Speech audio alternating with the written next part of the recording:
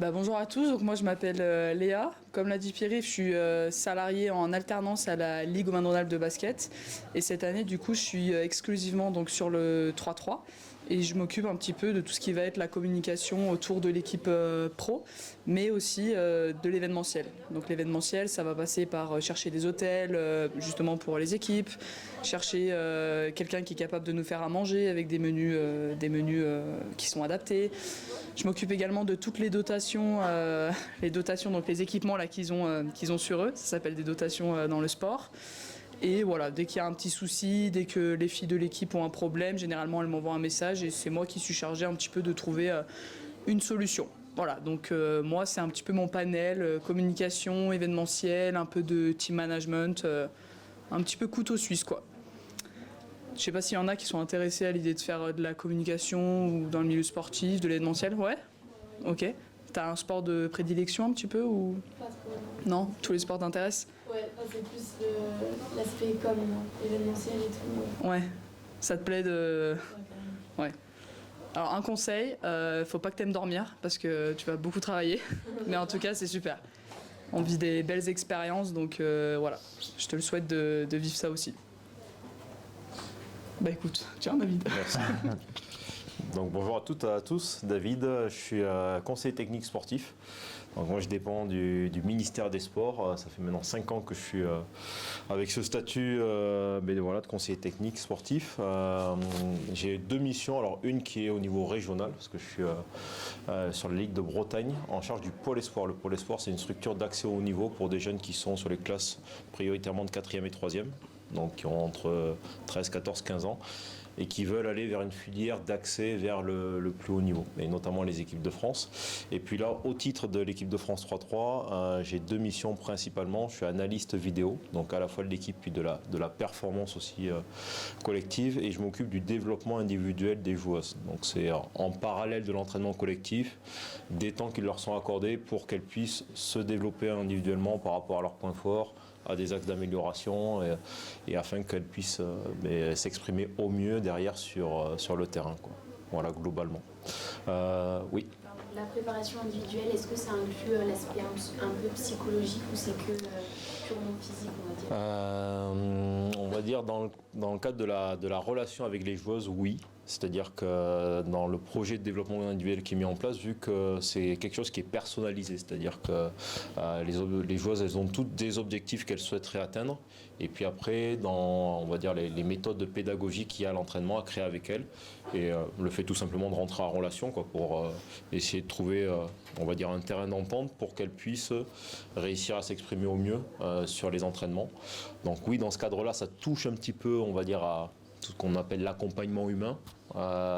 Mais sinon c'est pas centré exclusivement sur ça, c'est plutôt sur le développement individuel et technique, quoi, c'est-à-dire sur l'adresse, sur le dribble, sur tout ça qu'ils sont en capacité de faire dans le jeu et puis en lien avec notre projet collectif sur l'équipe de France.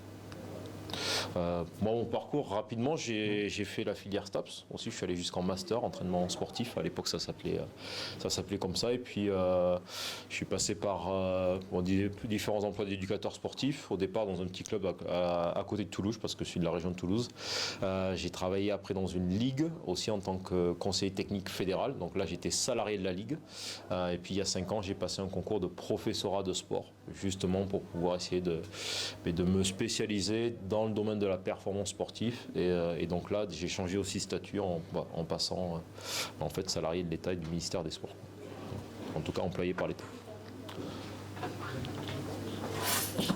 Je vais laisser la main à mon collègue. Bonjour. Donc moi je suis conseiller technique sportif depuis maintenant 25 ans. Donc, je commence à avoir un peu on va dire un petit peu d'expérience de bouteille, comme on dit.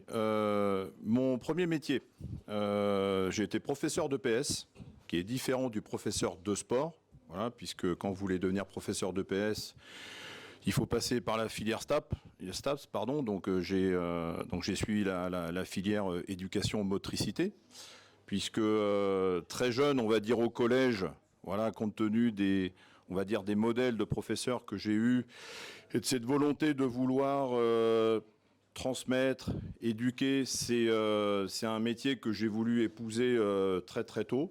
Donc je me suis investi vraiment à fond dans cette filière. Donc j'ai enseigné pendant 2 ans en région parisienne.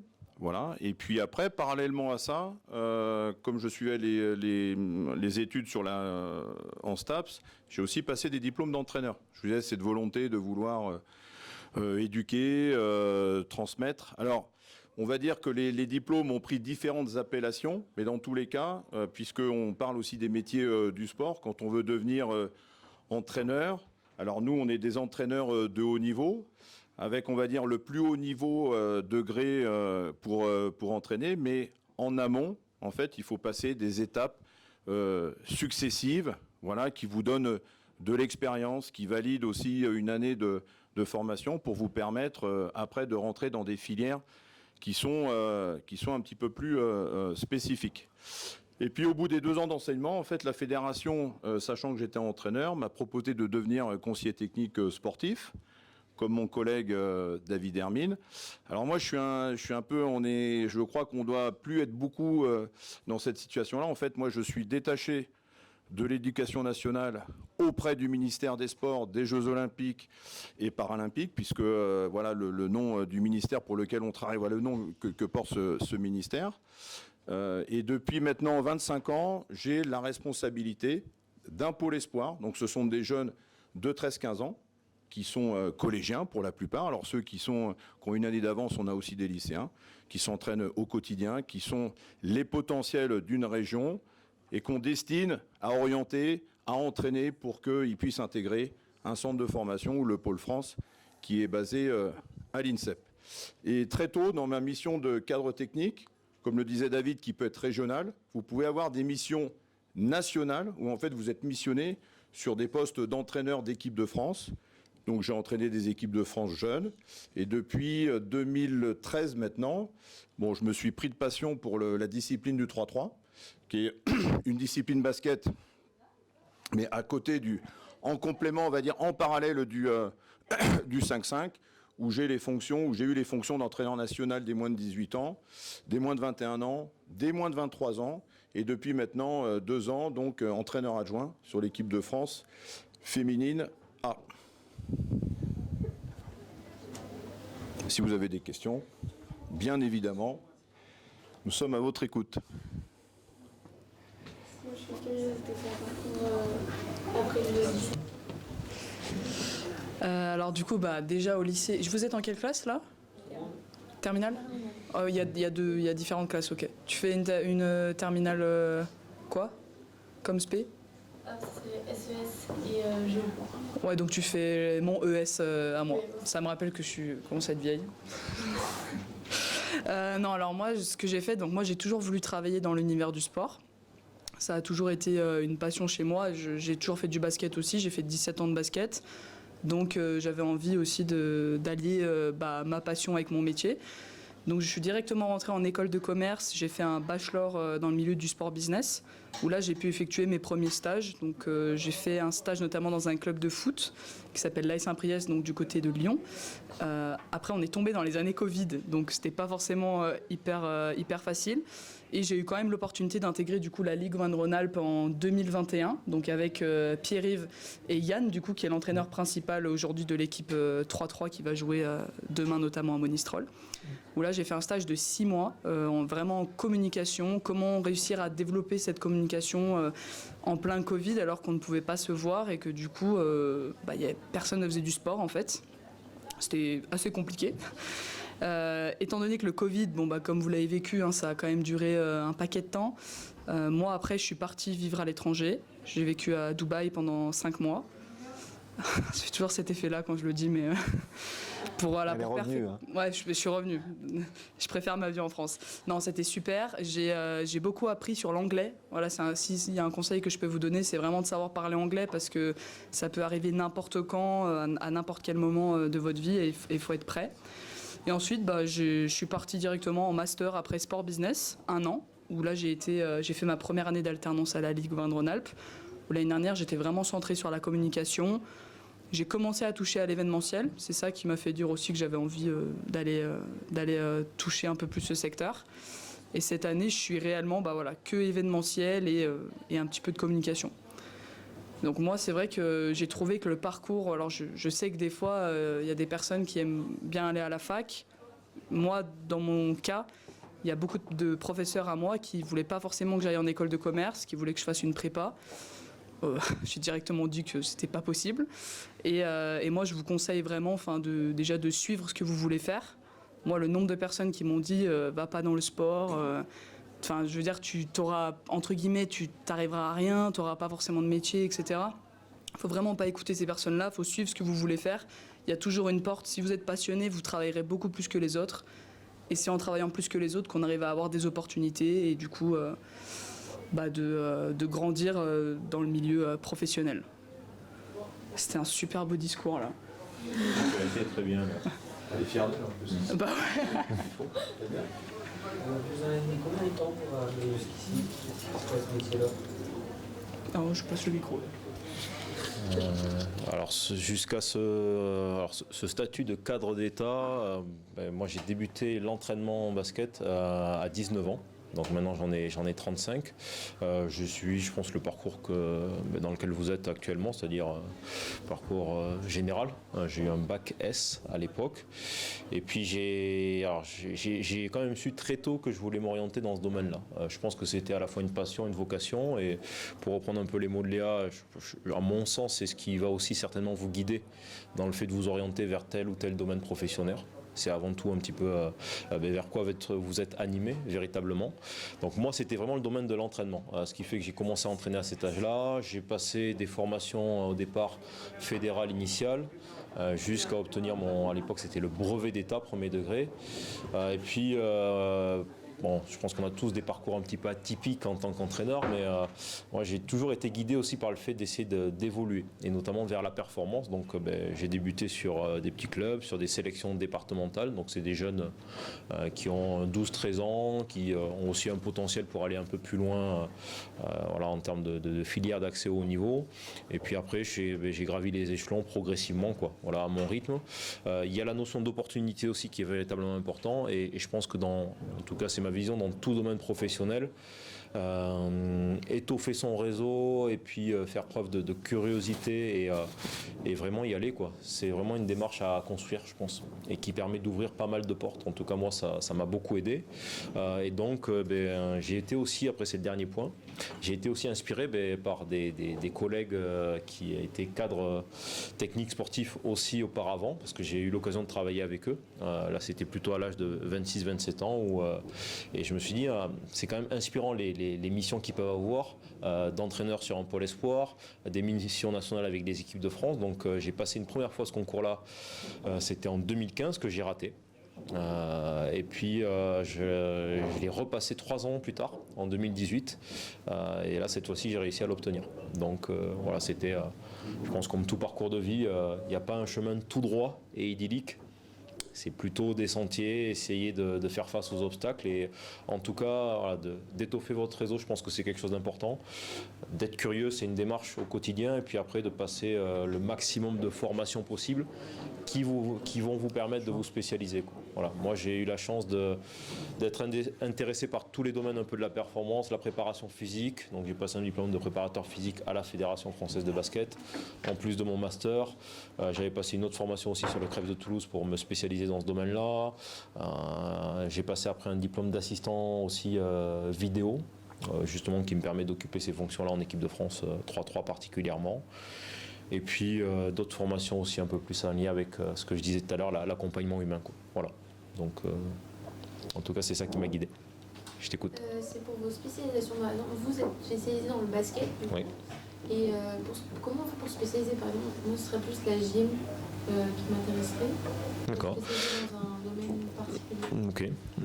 Je pense que la première des démarches, c'est se rapprocher d'une instance fédérale, c'est-à-dire soit un comité départemental. Alors dans la fédération de gym, peut-être que ça a une appellation un petit peu différente, ou au niveau d'une ligue régionale, parce que c'est avant tout eux qui dispensent les premiers niveaux de formation. Et donc par ce biais-là, je pense que ça va te permettre de voir déjà est-ce que tu veux aller un peu plus loin dans ce domaine-là. Est-ce que c'est dans le domaine de l'entraînement? Est-ce que c'est dans le domaine de l'animation? Est-ce que c'est dans le domaine du sport santé? Je pense que maintenant toutes les fédérations, en tout cas françaises, elles ont l'expertise pour pouvoir dispenser ce type de formation-là.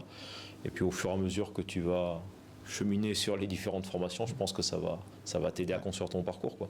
En tout cas, moi ça a été le cas et je pense que c'est peut-être en complément et parallèle des formations universitaires à post-bac. Moi je vous invite en tout cas, si vous voulez vous spécialiser, à aller vers ces types de formations et de diplômes. Juste pour compléter la présentation que je vous ai fait un petit peu de la Ligue Auvergne-Rhône-Alpes de basket, t'enlèves basket, tu mets gymnastique, il y a peut-être moins de licenciés, peut-être un petit peu moins de clubs, mais c'est pareil en fait. C'est-à-dire qu'il y a un institut de formation, pour le connaître un petit peu, il y a un institut de formation qui forme au métier de la gymnastique. Voilà. Donc ce que David t'exposait, c'est tu transposes à ce que je vous ai expliqué à la gym. Ce serait plus par rapport au poste d'analyse vidéo. Oui. Est-ce qu'il faut faire plus d'échelons avant d'y arriver ou plus lancer direct de... Non, il ne me semble pas qu'il faille passer par plus d'étapes que, par exemple, pour être entraîneur national.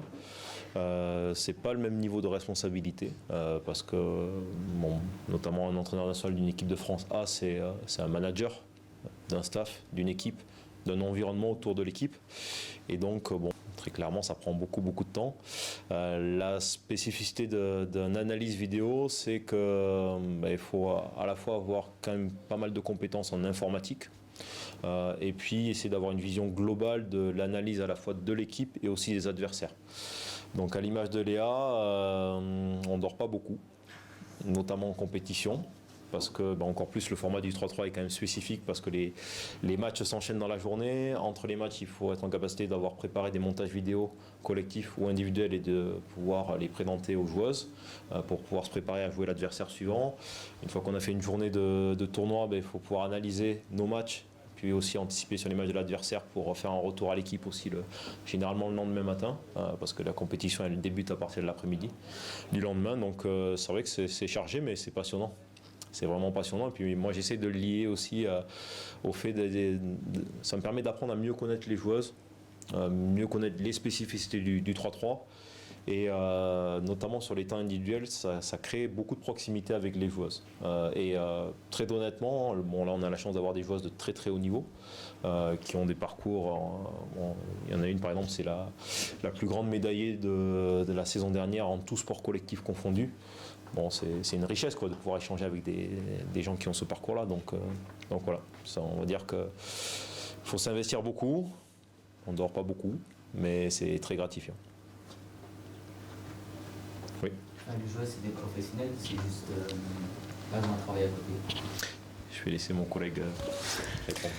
Alors elles sont toutes professionnelles, sont toutes des joueuses qui ont pratiqué, on va dire, avant le 5-5, donc qui étaient professionnelles, qui jouaient en ligue féminine, qui ont déjà fait aussi des campagnes avec des équipes de France de 5-5. Vous avez Marie-Ève Paget, par exemple, qui est de la région, qui a fait une Coupe du Monde avec le 5-5.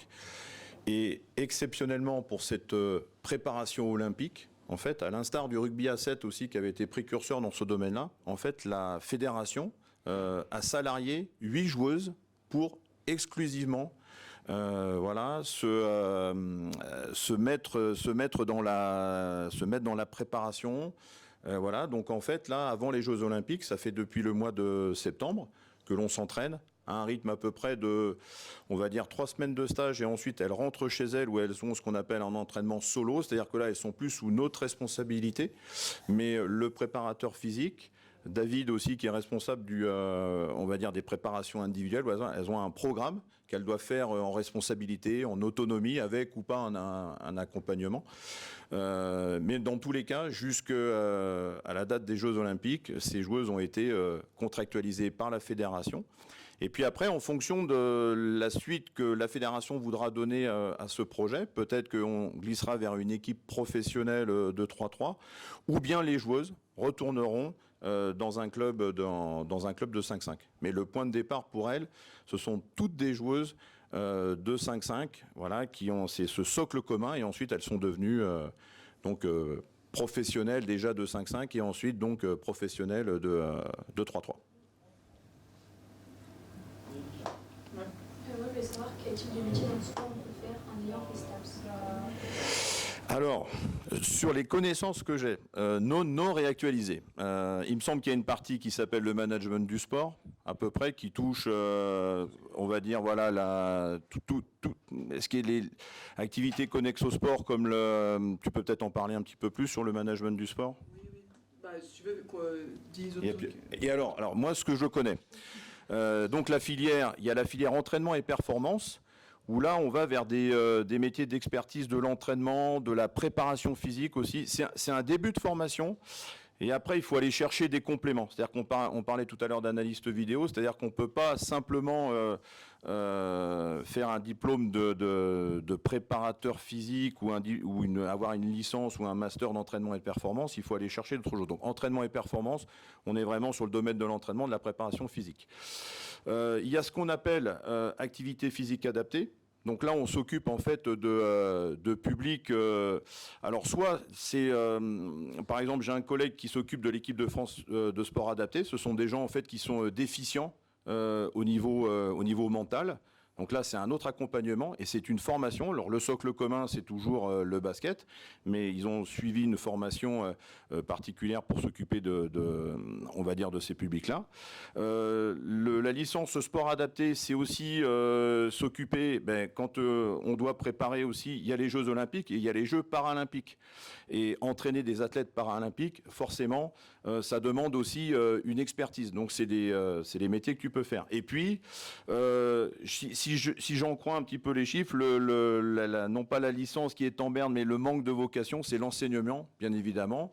Devenir professeur de PS, soit en collège, soit en lycée, soit après sur des bifurqués au niveau universitaire. Ce sont le STAPS t'offre ça. Ensuite, je sais qu'il y a des passerelles aussi. C'est-à-dire que quand tu fais STAPS, tu peux aussi intégrer derrière une école de kiné. Je crois que tu peux même intégrer, me semble-t-il, un peu médecine ou voilà, par le biais de Parcoursup avec voilà toutes ces branches connexes. Donc, je pense que moi, il y a un conseil que j'aimerais vous donner, c'est l'adaptabilité. C'est-à-dire que maintenant, il faut vraiment être adaptable. Moi, vous voyez, je suis le plus âgé. Il a fallu qu'à chaque fois, je réactualise mes données, mon mode de pensée aussi. Quand on veut rester dans quelque chose de figé, pour moi, on ne peut pas réussir. Et dans le sport, il faut être très caméléon, il faut être très malléable. Adaptabilité et mobilité. Voilà, c'est-à-dire que pendant un certain temps, vous allez faire quelque chose, vous allez faire une activité. Voilà, et puis après, vous allez peut-être changer d'activité.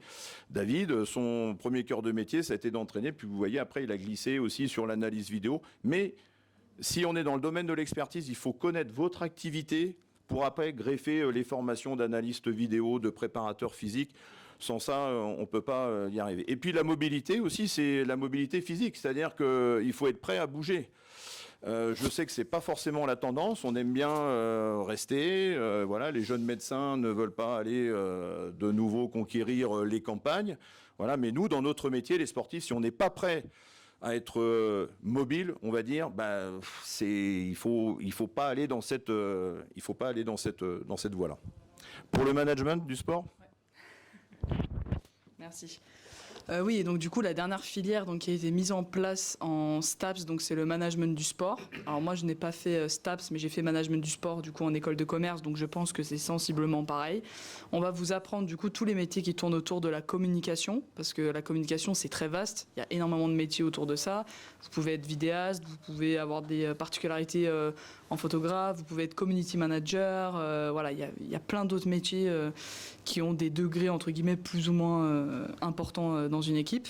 D'ailleurs, on va nous apprendre comment manager aussi une équipe, parce que il y a du management. Aujourd'hui, je prends mon exemple, à ma très faible échelle, hein, attention.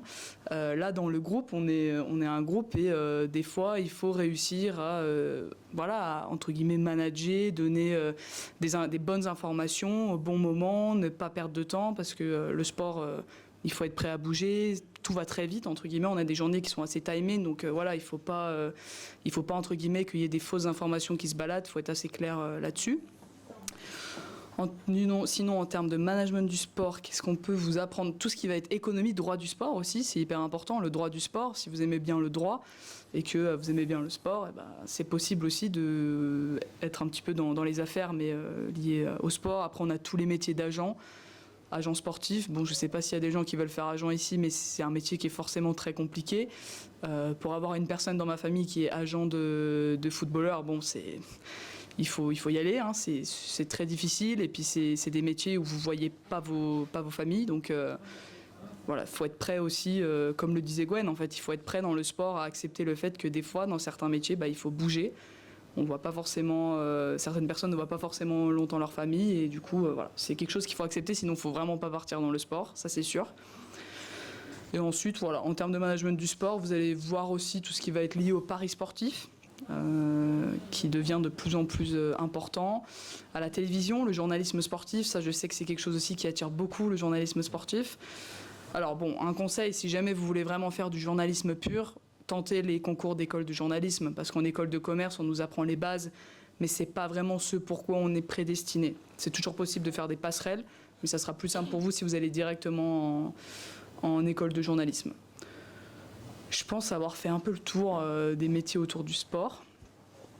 J'essaie de réfléchir, mais en tout cas, voilà, autour d'une équipe, si on prend l'exemple d'une équipe comme la Plagne qu'on a actuellement, les métiers autour, qui sont en dehors du sportif, ça va principalement être de la communication, tout ce qui est photographe, vidéaste, et un petit peu être polyvalent. Voilà, faut être polyvalent pour aller bosser dans le sport.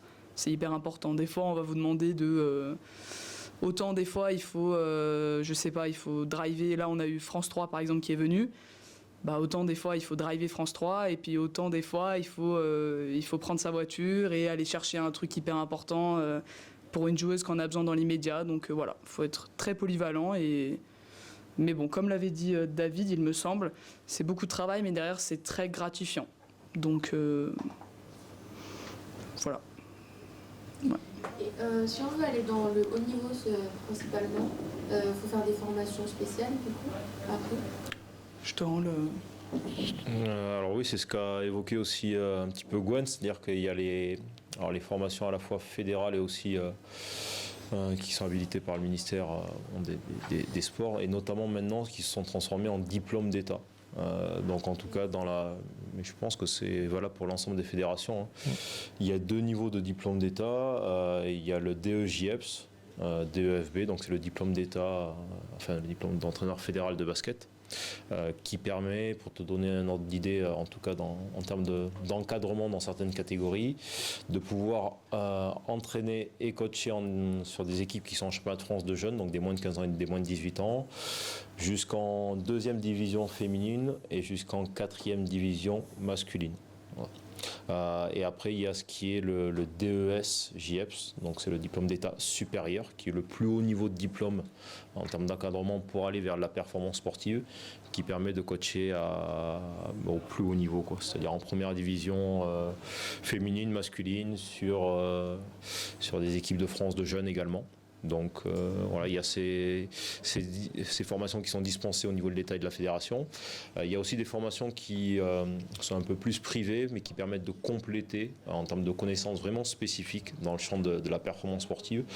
Je vais te donner un exemple. Il y a le plus haut de compétition en Europe qui s'appelle l'Euroleague, en masculine notamment, même s'il y a aussi l'Euroleague féminine qui dispense une formation pour des coachs dont la fédération chaque année bénéficie d'1 à 2 places, voilà, pour des entraîneurs. Donc ça permet de compléter un petit peu entre guillemets, sa formation initiale pour aller entraîner, coacher à un plus haut niveau, quoi. Je ne sais pas si ça répond à ta question. Ouais. Alors, ça, c'est l'étape... c'est le haut de la fusée, en fait. C'est la tête de la fusée. C'est ce qu'on voit, le haut niveau. Mais je pense que Gwen et David sont passés à un moment donné à ce que je vous évoquais tout à l'heure du champ sportif. C'est le milieu associatif à 90%. Et donc, la première étape, moi je dirais à 15, moi je dois mon métier, pas aux études que j'ai fait. c'est à mon parcours de bénévole, de dirigeant associatif, et puis après j'ai passé, enfin voilà, ce que je vous ai évoqué, hein, les mêmes diplômes et le même concours dans une filière un peu spécifique.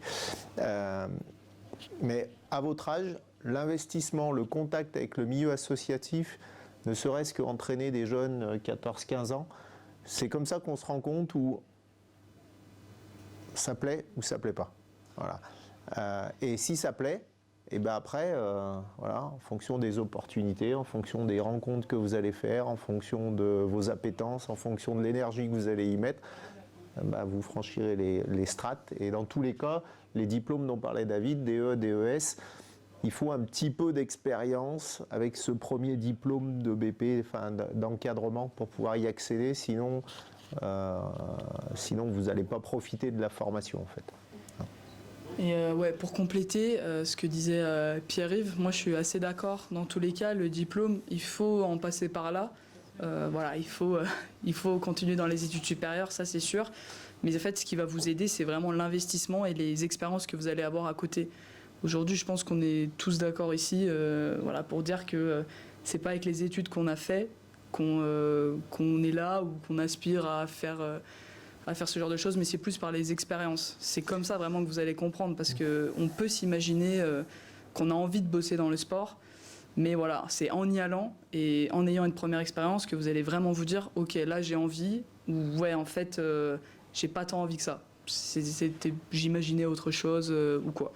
Et après, au fur et à mesure des expériences, comme je vous avais dit, si vous vous donnez à fond vraiment et si vous montrez que vous êtes investi, les gens ils vont toujours s'en rappeler. Parce que, comme le disait Pierre-Yves, il y a une grosse majorité de clubs qui sont des clubs associatifs. Il y a beaucoup de bénévoles qui font ça aussi, il ne faut pas l'oublier. Nous, aujourd'hui, on a la chance d'être tous salariés, mais il y a des gens qui font le même métier que nous, mais bénévolement, et qui ont un travail à côté, parce que c'est leur passion. Donc, ces gens-là, généralement, quand vous venez les aider, que ce soit en bénévolat, que ce soit en stage, ils se rappelleront toujours de vous si vous faites les bonnes choses. Moi, je me rappelle, à Saint-Priest, j'y étais en 2019. Et là, je repasse les voir et ils se rappellent toujours de moi et ils sont hyper contents de me voir. Et en fait, c'est comme ça que le réseau fonctionne. Et voilà, il faut vraiment vous donner à fond et derrière, ça payera de toute façon. Très concrètement, je te laisserai la main. Quand je recrute quelqu'un, je ne lis pas le CV, le diplôme et le niveau du diplôme. Cette personne-là, elle est passée, elle a quelle expérience ? Est-ce qu'elle connaît le monde bénévolat? Est-ce qu'elle connaît le milieu associatif, ses codes, ses coutumes? Voilà. C'est la première chose que je lis dans le CV. Après, si j'ai un peu de temps, je lis le diplôme. Mais après. Vas-y, tu avais une question. Vous suivez toujours les mêmes équipes, vous avez changé. Est-ce qu'à l'époque, vous vous en occupez de plusieurs à la fois? Alors, c'est donner une réponse relativement simple. Alors, pour ma part, oui, parce que, comme je vous le dis, j'ai deux types de missions. Il y a des missions régionales, donc avec des jeunes d'hommes pour l'espoir, qui sur certaines périodes de l'année ont aussi un fonctionnement d'équipe, parce qu'il y a aussi des échéances de compétition sur lesquelles ils sont sollicités. Puis, mais là, avec les missions d'analyse vidéo, puis d'entraîneur entre guillemets individuel sur l'équipe de France. Donc, c'est une gymnastique à la fois mentale aussi, pour switcher d'un projet à l'autre. En tout cas sur laquelle je suis encore en train de prendre des marques. Et puis un aspect moi qui me paraît très important, c'est l'aspect organisationnel, c'est-à-dire vraiment en termes de méthodologie de travail, de planification, essayer d'anticiper au maximum, parce que y a beaucoup de choses à gérer, et donc si on le fait au dernier moment et qu'on se laisse un petit peu déborder, c'est très compliqué. Et pour le coup là, le plus haut niveau, c'est impardonnable par rapport à ça, parce que les gens autour de soi le voient, notamment les joueuses ou les joueurs, et puis ça va très vite, donc il faut essayer autant que possible d'organiser les plannings d'entraînement, la coordination des programmes aussi, quand les joueurs sont par exemple en semaine de récupération hors des rassemblements, et puis aussi garder un œil sur ce qui se fait, ce qui se met en place nous au niveau régional, en tout cas me concernant. Donc ça arrive, oui. Après, je pense que, et je laisserai la main à Gwen, lui qui a pu en tout cas diriger différentes équipes à différentes catégories, c'est encore une gymnastique et une logistique spécifique au 3-3, bien plus complexe. Mais oui, c'est possible. En fait, la logique que tu vas employer, c'est moi j'aime travailler personnellement par cycle. Voilà. Et devenir un expert, c'est travailler longtemps et souvent avec le même public. Alors c'est intéressant, ce qui a été dit. Moi, j'ai commencé à entraîner à l'âge de 14 ans. Et à 14 ans, en fait, j'avais l'école de basket. Voilà.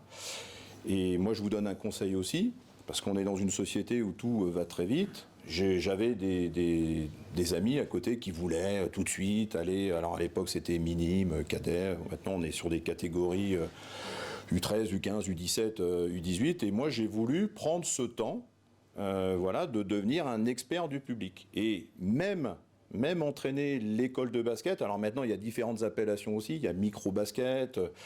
Voilà, on est descendu très très bas dans le micro. Je ne sais pas si un jour on aura le nano-basket aussi, mais en tout cas, pour l'instant, on est au micro-basket.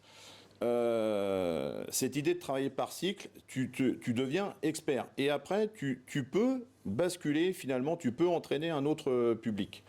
Avec les équipes de France, moi, j'ai eu la même réflexion.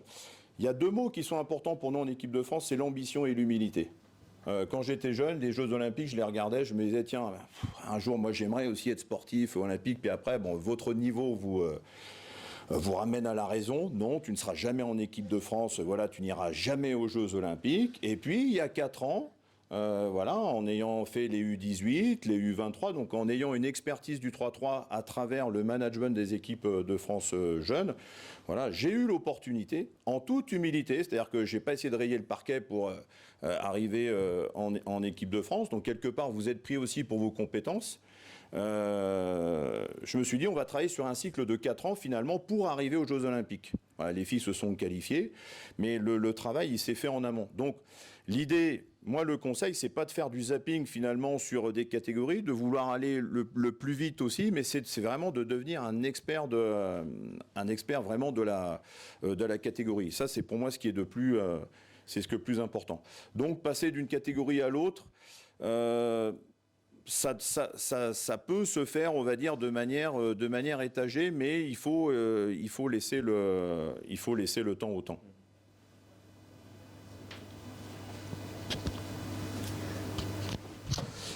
Moi, à l'inverse, j'ai pas du tout vécu en tout cas la construction de la discipline du 3-3, parce que c'est Yann qui est le sélectionneur actuel, qui m'a sollicité il y a 10 mois pour savoir si le poste d'analyste vidéo pouvait m'intéresser en vue des Jeux Olympiques.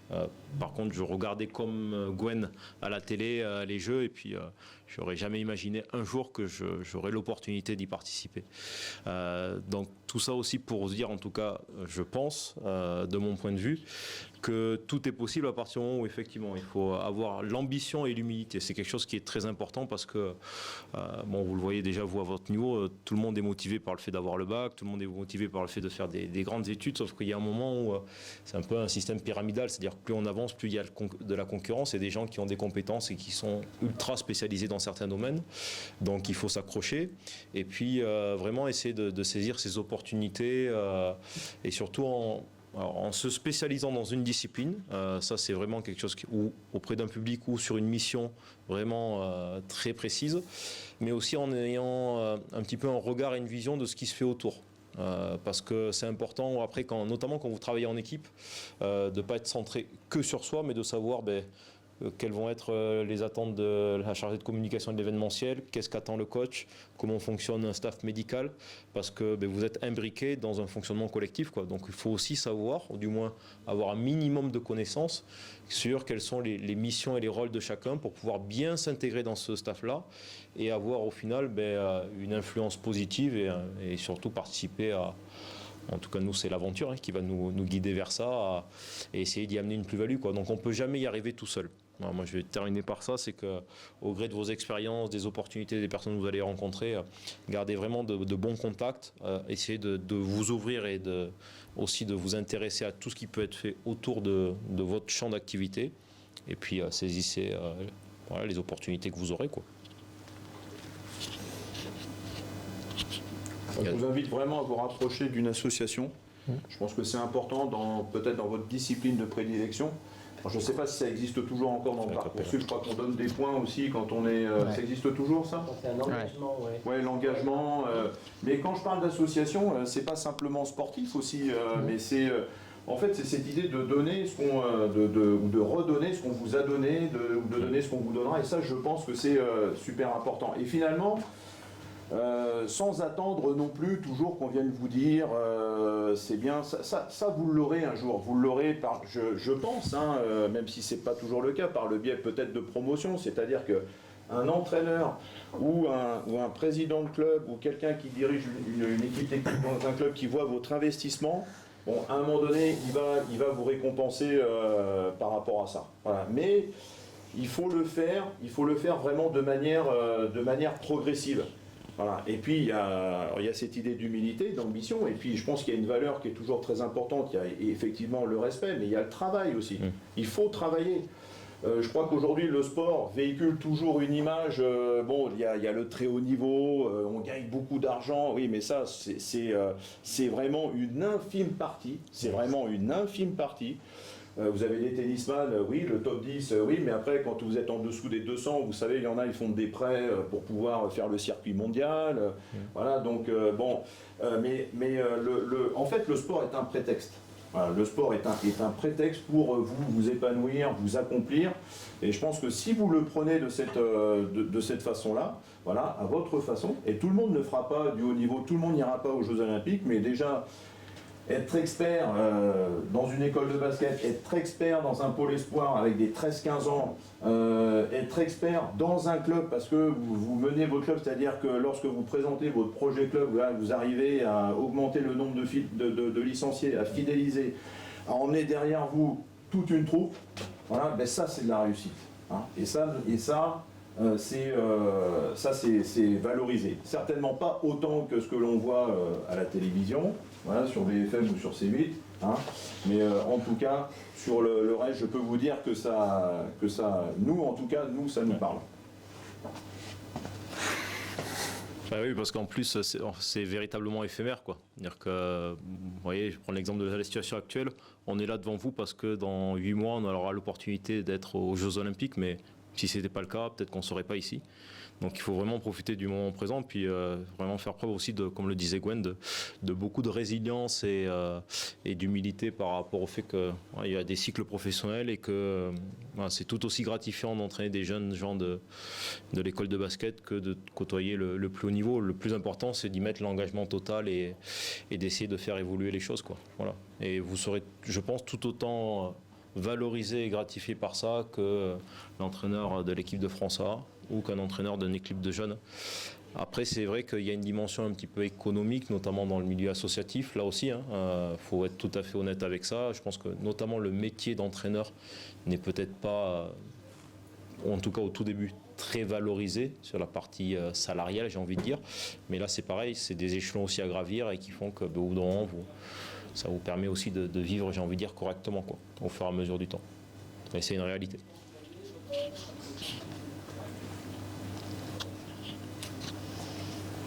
Si vous avez d'autres questions. Est-ce qu'il y a une grande différence entre le 3 contre 3 et 5 contre 5 niveau organisation et jeu? Alors déjà, comme tu viens, ouais, bouillant. Non, comme tu viens de le citer. Alors déjà, c'est une discipline jeune sur le format auquel tu vas assister si tu viens nous voir. Voilà, c'est une discipline qui est jeune. C'est une discipline qui a été lancée en 2010. Ils ont d'abord fait des Jeux Olympiques de la jeunesse, c'est-à-dire qu'ils ont voulu tester cette discipline sous les règles que l'on connaît actuellement. Et puis là, la FIBA, qui est la Fédération internationale de basket, a dit banco. On lance la discipline 3-3 parce que en fait c'est une discipline qui va permettre de toucher encore plus de monde, qui va permettre de toucher encore plus la planète basket. C'est-à-dire que par exemple, tu as des pays qui ne peuvent pas composer une équipe de 5-5 parce qu'une équipe de 5-5, c'est quand tu es en compétition internationale, c'est 12 joueurs et quand tu es en présélection, c'est 16 joueurs, c'est une vingtaine de joueurs. En équipe de France par exemple, l'équipe de France masculine, ils ont un volant de 45 joueurs dans lesquels ils peuvent on va dire piocher pour les phases de qualification.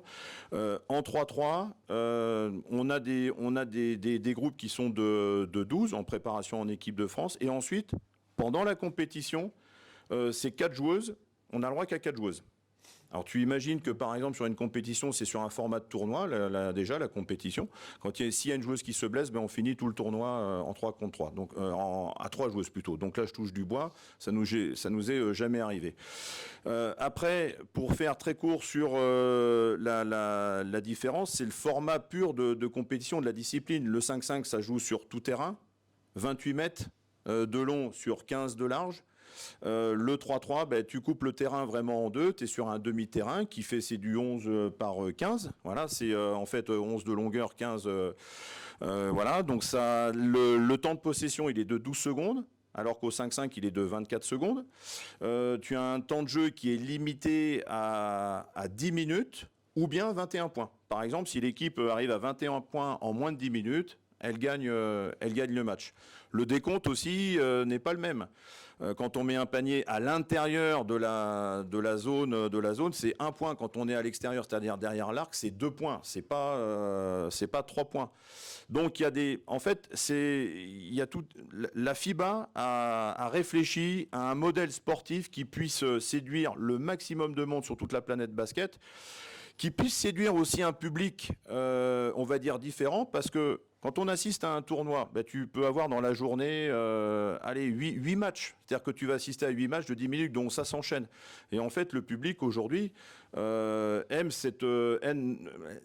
n'aime pas forcément rester sur un match de 40 minutes de basket, où parfois ça peut être ennuyeux, des fois c'est très bien. Par exemple, hier à Lasvel, il y a deux prolongations dans la magnifique arena, donc ça c'est tout le monde aime, mais parfois un match de 5-5 on s'ennuie un petit peu, le 3-3 on n'a pas le temps de s'ennuyer. Voilà.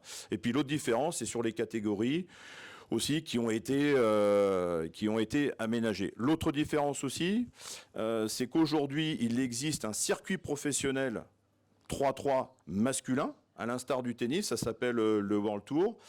En filles, il n'existe pas encore de circuit professionnel. Alors qu'en 5-5, vous avez la Ligue féminine de basket au niveau professionnel, vous avez l'Euroleague aussi. Donc voilà ce qui diffère un petit peu et sur l'aspect, pour terminer, surtout sur l'aspect, on va dire, physiologique, c'est une discipline qui va très très vite. Voilà, là il faut avoir, comme on dit dans notre jargon, 3 poumons, il faut être prêt parce que il faut être physique, c'est de l'endurance aussi. Voilà, et après, il faut y mettre les ingrédients en basket puisque le socle commun, ça reste la discipline basket. Tu peux juste expliquer le rôle d'un coach en 5-5 et en 3-3 ? Bien évidemment. J'avais oublié, c'était une partie importante. Donc en fait, en 5-5, vous avez un coach, femme ou homme, qui est sur le terrain, qui en fait drive l'équipe pendant le match. Il y a des basketteurs dans la salle ? Ouais, des basketteurs. Bon, vous êtes sans doute coaché ou vous coachez, donc vous pouvez prendre vos temps morts. Parfois même, si vous êtes coach, on téléguide un peu les joueurs là. Il faut que tu fasses ci, il faut que tu fasses ça, tu vas là, fais pas ci, fais pas ça. Au 3-3, pendant la rencontre, il n'y a pas de coach. Le coach, en fait, il est dans les tribunes.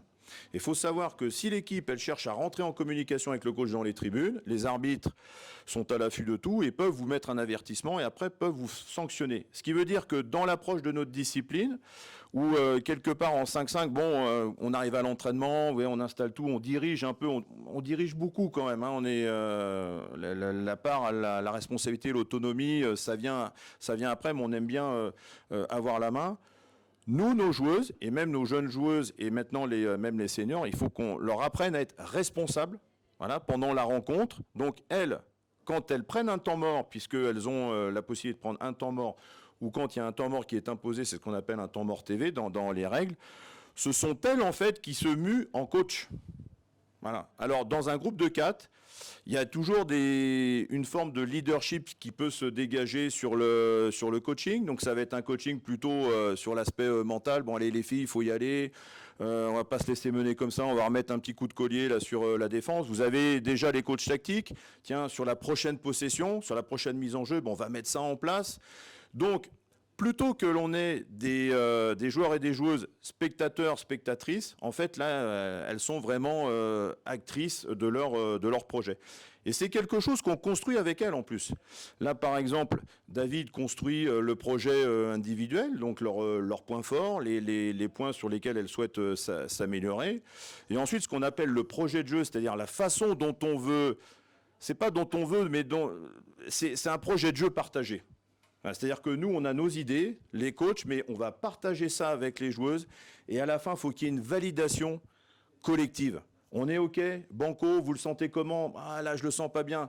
Et je parle au coach de 5-5. Quand il y a un joueur qui vous dit ah non, je suis pas d'accord, on se dit bah, qu'est-ce qu'il a? Il dit il est pas d'accord lui, mais c'est moi le chef là. Non, même en 5-5, il faudrait tendre vers ce management 3-3.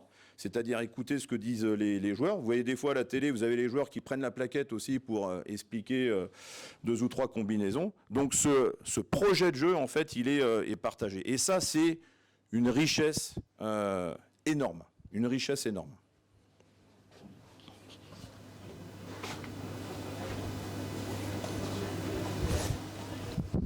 Tout bon? Petit micro là. Merci à vous. Merci à vous. Moi, j'ai juste un petit dernier mot, ceux et celles qui vont être au bord des terrains. Voilà, c'était super intéressant, je pense, que ce soit organisé. Donc merci de nous avoir accueillis sur ce temps-là. Tout le monde est accessible. C'est-à-dire que voilà, si vous allez voir un match, si vous allez voir un entraînement, tiens Gwen, tu m'as parlé du haut niveau, j'ai pas bien compris ça, on peut en rediscuter. Enfin voilà. Alors, des fois ils vous diront non parce que quoi qu'ils en disent, ils ont un job quand même. et ils vous diront non, c'est pas le moment. Mais après, voilà, il y a toujours un temps où on peut vous réexpliquer des choses. Venir demain Ouais. Après, on fait un entraînement ou pas? Ouais, on a un entraînement mais qui va être sans opposition. Donc ça va être un entraînement particulier. Si tu veux venir, bon, bah, tu es le bienvenu, voilà, pour voir l'organisation. Hein. Peut-être que tu es pris par d'autres activités parce que les thèmes d'entraînement en fait sont différents d'un jour à l'autre. Ne séchez pas les cours pour ça. Oui. On commence après leur récréation. 15h45, Ouais. c'est notre récréation. Parfait, Et visiblement, ils n'ont pas de cours après. Et avant, il n'y a rien. Non, avant l'entraînement, alors il y a, je pense, une question de partenariat des joueuses. Collège-lycée, là, qui a... Oui. Ouais. Il y a 11 classes avant, environ 400 élèves, on m'a dit, qui seront là pour un petit temps d'échange aussi avec les filles. Voilà, et après à 15h40, les filles attaquent le préchauffement. Et donc l'entraînement se finit à 16h45, 17h et après l'entraînement, il y aura 3 sessions de développement individuel, aussi donc un format un peu différent. Ce qui fait que allez, de 15h45 jusqu'à 17h15, 30, il y a un entraînement de basket avec différents formats qui sera mis en place. Comme il y a des demoiselles aussi là, je veux parler beaucoup, tant pis. Voilà, je voulais dire que par expérience, j'ai entraîné des garçons aussi et des filles. Voilà, il n'y a pas de... Personnellement, je ne fais aucune différence. Moi, j'aime pas quand on parle de basket féminin, par exemple. Il y a le basket pratiqué par les garçons, il y a le basket pratiqué par les filles. Quand on dit basket féminin, il y a une connotation qui est un peu, oui, on saute moins haut, on voit... Vous allez voir les filles, là. Messieurs, si vous allez sur le terrain, vous n'allez pas pouvoir les suivre de toute façon. Elles vont vous donner le tournis. Voilà. Donc, alors, je suis pas proche des mouvements féministes, mais en tout cas, voilà, entraîner des garçons ou des filles, c'est top. Voilà. Et il faut parfois passer aussi, voilà, on fait ces expériences, on peut pas se dire ah non moi j'entraîne que des mecs, j'entraîne que des filles. Voilà, ça va vous amener aussi ça dans vos expériences. Et ouais, aussi juste pour compléter, c'est hyper intéressant ce que tu as dit, dans les métiers aussi qui sont liés justement au sport. Donc là je parle vraiment aux filles. Souvent on a tendance à croire qu'il y a beaucoup d'hommes qui sont dans ces milieux. Bon c'est vrai, hein, fatalement, il y a plus d'hommes que de femmes.